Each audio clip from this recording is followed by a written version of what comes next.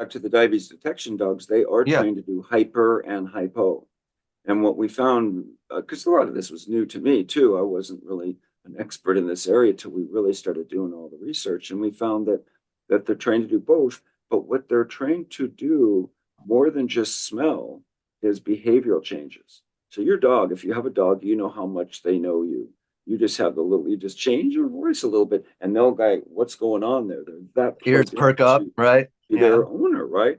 And so if you start having a hypoglycemic crisis, you might start talking differently or moving differently, or it's not just the smell, it's the behavioral changes that they cue in on. And they might start barking, they might sit, they might lay down, they might, they have a behavior, what we call an alert, that's done, that marks that behavior change that you have, or that odor that you're developing. Because again, the acetone odor that they might Or you ketone. might Yeah. produce if you're Yeah. hyperglycemic. So they're trained to do all of that.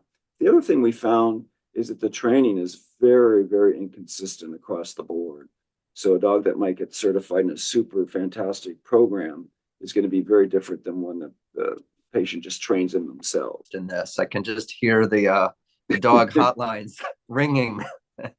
So hopefully Well, they're we'd ready. love to be able to get to the point, and this is actually something that we've talked about, where you have a dog that's trained to alert you if you have an impending ulcer that maybe you're not aware of. Maybe you can't see, maybe you can't reach it, but rather than eat your foot, the dog just does an alert, like if you were in a hypoglycemic crisis, and say, "Oh my gosh, I need to have this checked out."